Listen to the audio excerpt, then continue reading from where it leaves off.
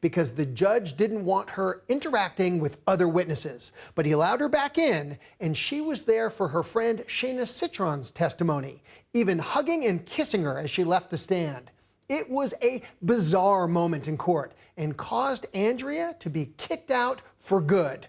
Here to discuss Andrea Sneiderman's bizarre behavior in court is criminal defense attorney Rebecca Nitkin. Rebecca, welcome. Thank you very much, Darren.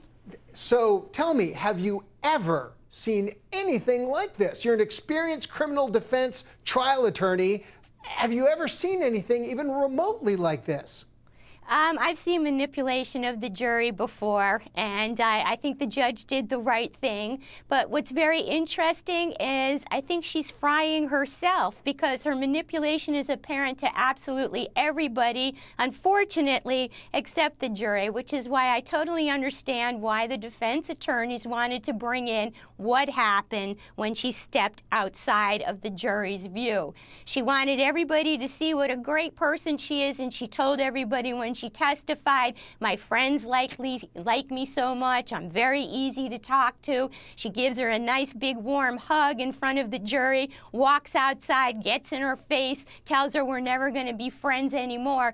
That's manipulation, and it shows to everybody who's watching behind the scenes how strong a woman she is. It also shows when she was doing her direct with the prosecution just what an evil portrayal of her character it is. Well, Rebecca, let me interrupt you for a second. Let's get back out to that hug. First of all, did that seem to you to be an awkwardly prolonged hug? It almost looked to me like a mafia kiss of death going on there.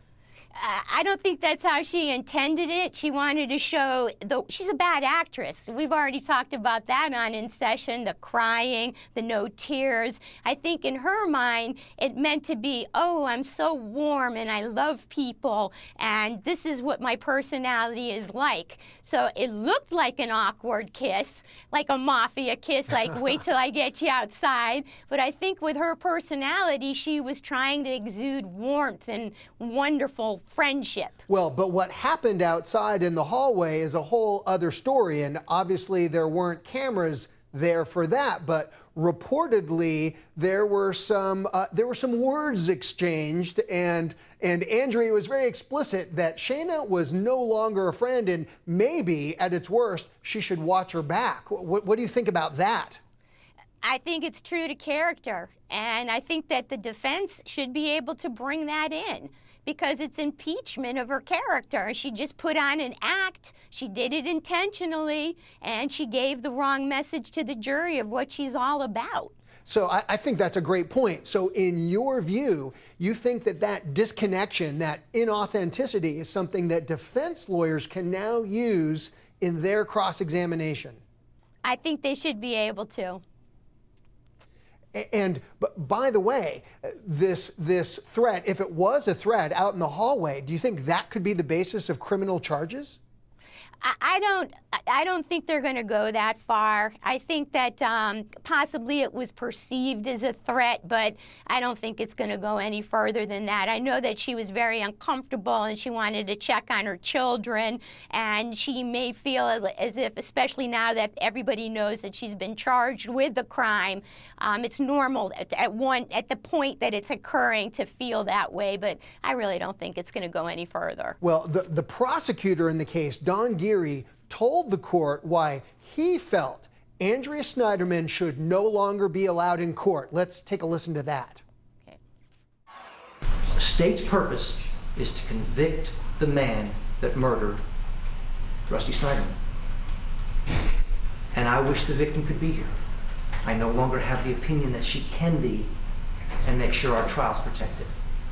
I don't want a mistrial. I'm asking the court two things: remove her from the courthouse, and to re-instruct her, I guess more firmly if you can, that if she contacts a witness, something will happen. So, Rebecca, how do you think it impacts the prosecution's case, if at all, not having their victim in court? Well, I think they've had the opportunity to see her acting. I think they've had the opportunity to hear her and judge her credibility on the stand when she testified. And I think that they're going to wonder why she's not there anymore. That's why I thought that it would be a brilliant opportunity for the defense to address it before the jury, but they weren't allowed to. Well, ultimately now the judge has to make a call about what to do in the face of all of this.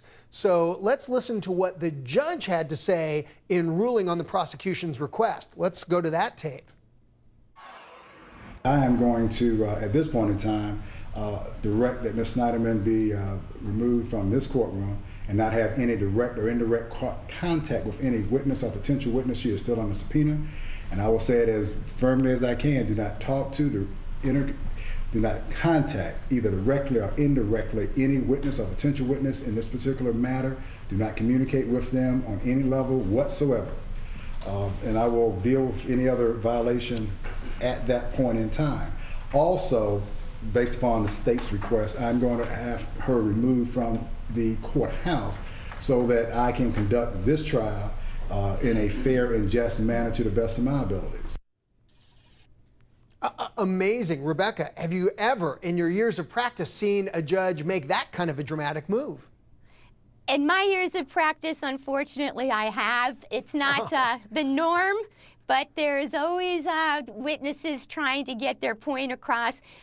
We've also had the opportunity to see jurors removed from the jury for improper contact. It happens. It happens. It's all the excitement of live jurors and live TV and live trials, and you were there. That's exactly why it's so captivating. Now, you've been watching this morning as we've heard testimony about Newman's activities on the day of the crime. What do you make of all of that? And how does that play into the insanity defense?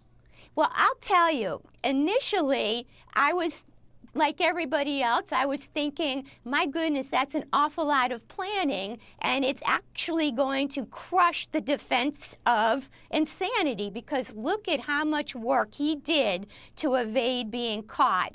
And then as I gave it more contemplation, I was thinking, this man is an extremely intelligent gentleman, and he knows that he has 5,000 employees, and he knows that his phone is monitored. So if he's not in his office like he is most of the time, his phone's not being used.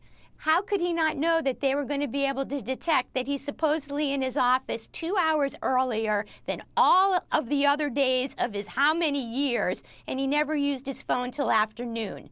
And how are they not going to detect every single time he enters the building, which is on video and by his card, and when he leaves the building? And how are they not going to know that he is getting guest passes? Right. And how is he not going to know that it's being checked when he enters the elevators and that there's a possibility that he's going to be videotaped? Well, great points all.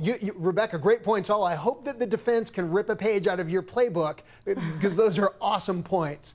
Thank you for joining us. We really appreciate it. Thanks, Darren. In the meantime,